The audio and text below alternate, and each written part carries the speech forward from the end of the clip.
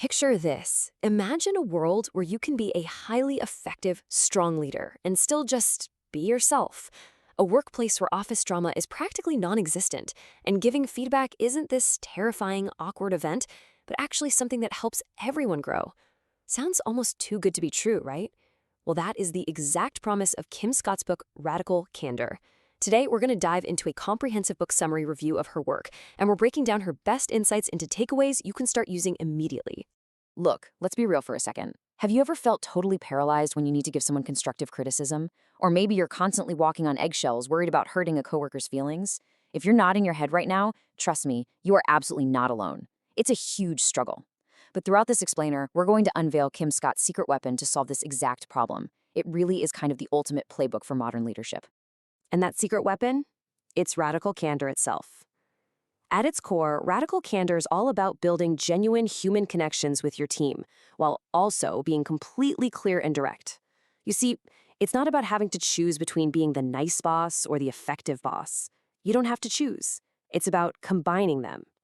By the end of this review, you'll have the tools to ditch the drama and build an environment where your team genuinely thrives. To make this super easy to digest, we've organized the book's concepts into 4 powerful leadership pillars. First, the foundation of trust. Second, the art of guidance. Third, the psychology of motivation. And fourth, the collaborative drive. Let's jump right into the first one. Pillar 1, the foundation of trust. The big idea here is actually pretty simple. Great working relationships come from just being genuinely yourself. When you bring your whole self to the office and you show that you care personally about your team, you build the trust you need to actually lead them. Now, this is where it gets really interesting. Think about 2 extreme management styles. On one end, you've got obnoxious aggression, basically just being way too harsh and acting like a jerk.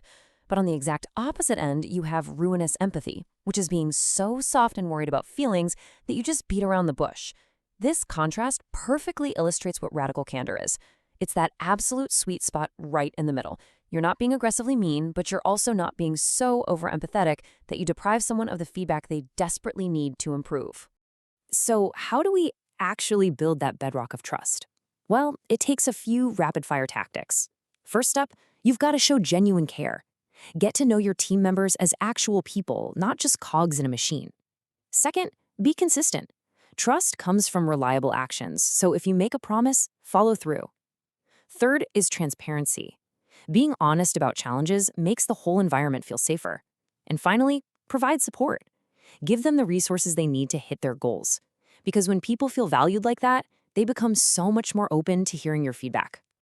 Moving right along to pillar 2, the art of guidance. This pillar breaks down the actual mechanics of how we communicate openly, and specifically how we handle praise and criticism. Here is the crucial takeaway. Effective leadership is basically a continuous feedback loop. Step 1, and this is big, solicit feedback. Don't sit around waiting for it. Actively ask your team, hey, what can I do better? You literally have to ask for feedback before you have the right to give it. Step 2 is giving your own constructive feedback. Step 3 is encouraging peer feedback, which creates this awesome culture where team members help each other grow. And step 4, accept feedback gracefully. When someone gives you notes, listen, don't get defensive, and use it to get better. Let's zoom in on the delivery of that feedback for a quick second. Whether it's praise or criticism, you absolutely must be clear and specific. Honestly, just telling someone good job or you need to do better is totally useless. It's too vague. Being highly specific shows your team their exact strengths and exactly where they need to grow. That is what drives real improvement. Oh, and definitely remember to celebrate those wins along the way, no matter how small. All right, pillar 3, the psychology of motivation. This is where we dive into figuring out what makes your team tick, getting their goals aligned, and crucially, protecting them from burnout. Think of your role as a leader, like playing both offense and defense. On the offensive side, you've got your motivation tactics. You need to align their personal goals with the team's goals, have regular one-on-ones to find those win-win scenarios, support their individual growth, and stay flexible because, hey, people's motivations change. But then, on the defensive side, you have burnout prevention. You have to be hypervigilant and spot the signs of stress early on, actively promote a healthy work-life balance, offer flexible arrangements if you can, and always celebrate shared wins to keep the energy and fulfillment high. Which brings us to our final section, Pillar 4, the collaborative drive. This is where we completely shift our mindset from trying to micromanage everything to truly empowering our teams to get things done. I really want to pause on this quote from Kim Scott because it's a pretty stark warning if you're stuck in old school management habits. Telling people what to do doesn't work. It just doesn't. Top-down, dictatorial bossing is out. If you want real, collaborative results, you have to completely change your approach. So instead of barking orders, what do? You shift to empowerment.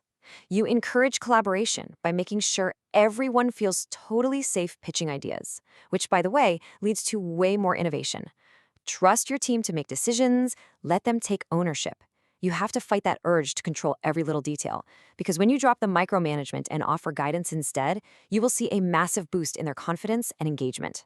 And, obviously, keep those communication lines wide open so everyone stays on the same page.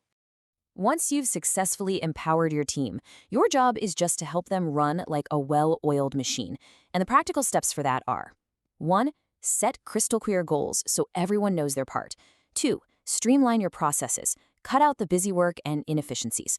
3. Encourage innovation so people aren't afraid to suggest a better way of doing things. And 4. Monitor the progress with quick, regular check-ins so you can pivot whenever you need to. So let's bring it all together and recap what we've covered. If you truly want to be a compassionate, highly effective leader, here is your toolkit.